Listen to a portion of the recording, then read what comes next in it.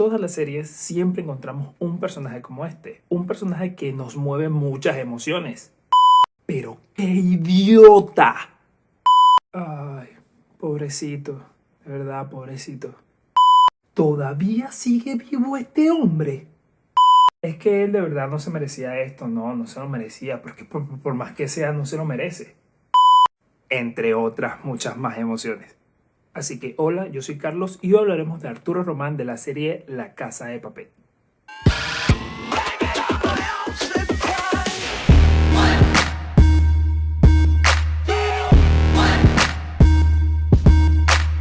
Para poder entrar en materia, separé el contenido en los siguientes puntos. Número 1, la historia de Arturo Román. Número 2, su peor y mejor momento. Y número 3, por qué nos cae tan mal. Pero ojo, te voy a dar una alerta de spoiler, así que Arturito te va a dar 3 segundos nomás, solo 3. 3, 2, 1.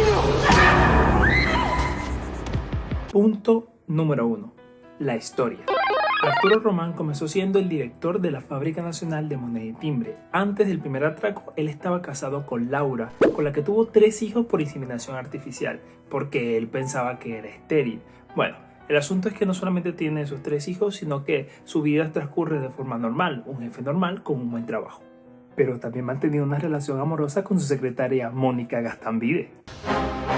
Este sujeto es incorregible. En el transcurso del atraco a la Fábrica Nacional de Moneda y Timbre, pudimos ver que este personaje constantemente se empeñaba en oponerse a los secuestradores, instigando a los demás rehenes a oponerse.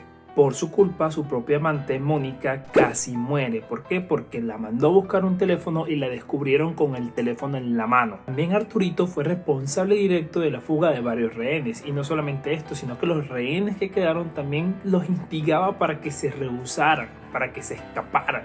En pocas palabras, siempre estaba allí, fastidiando el atraco. ¡Deja de ser tan pesado! Bueno, este personaje también sufrió mucho a lo largo del primer atraco. Bueno, tanto como que mucho no, pero sí sufrió bastante. ¿Por qué? Porque le tocó ver cómo su amante tenía un amante. También está de más decir que su propia desesperación lo llevó a que le pegaran un disparo. Ojo, la escena de este disparo para mí fue controversial. ¿Por qué controversial? Bueno, no se lo voy a decir, mejor véanlo ustedes mismos. ¡Joder, te pongas de rodillas! Se están apuntando, joder. ¡Deme luz verde! Luz verde. Con 2-3. Abran fuego. ¡Tú me diste, amigo!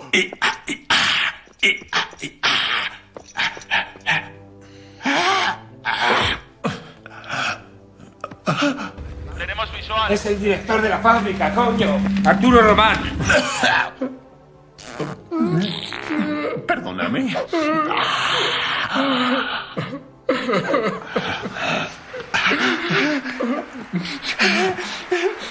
Gracias. Es en serio. Se volteó para recibir el disparo. Es que si caía de boca me imagino que no era igual de dramático, ¿no? Bueno, después del asalto a la Fábrica Nacional de Moneda y Timbre, su esposa lo abandonó y se llevó a sus hijos. Su amante también lo abandonó y tampoco supo nada del hijo que ésta iba a tener. Pero antes de que comiencen a decir, ¡ay, pobrecito!, mejor véanlo ustedes mismos. Desde aquel día en que te conocí, te juro que hay veces que intento acordarme de ese día y me pregunto qué demonios viste en mí, Mónica. En ese momento, Cell sintió el verdadero terror.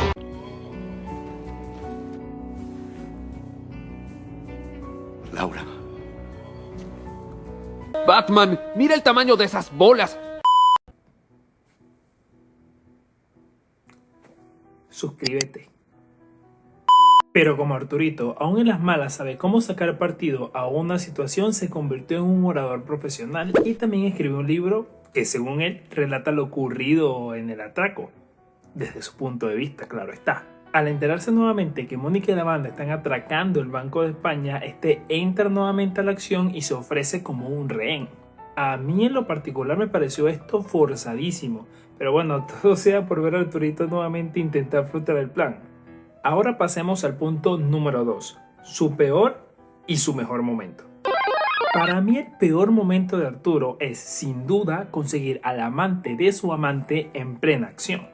Esto desencadenó un colapso tan grande en él que por un momento se le olvidó todo, perdió el control. Algo anda mal. ¿Es tu mujer? No. Mónica no es de montar escándalos. Debe ser una de tus compañeras. Aquí les pregunto, ¿qué hubieran hecho ustedes? ¿Te estaba violando este salvaje? No, que me va a violar, no digas tonterías, Arturo.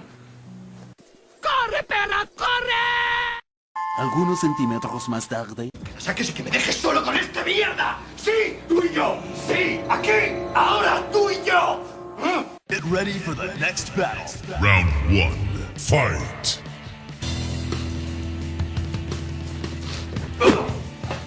Te vas a hacer daño, Arturito, lleva cuidado. Round 2. Fight. Te voy a matar, hijo de puta.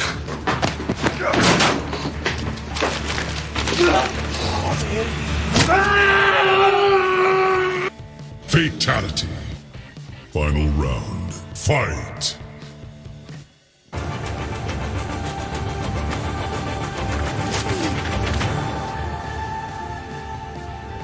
¿Has intentado matar con una tijera de punta redonda, Arturito?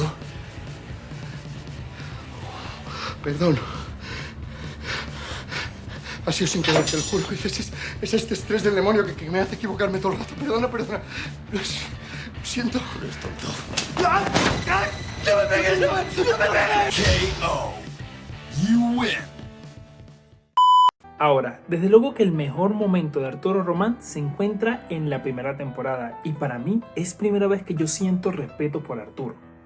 ¿De verdad creías que no íbamos a intentar escaparnos? ¿Que no nos íbamos a defender? ¿Que nos íbamos a quedar de brazos cruzados viendo cómo nos matabais? ¿Cómo los torturabais? ¿Cómo los violabais? Una y mil veces lo haría. Así que si vas a hacerlo, dame fuerte, porque si me dejas con vida, igual te remato yo a ti después. Yo vine a trabajar, como todos los días, sin hacer daño a nadie. Solo a cumplir con mi deber. ¿Quién crees que son los buenos, Helsinki? ¿Vosotros? Acaba rápido, por favor.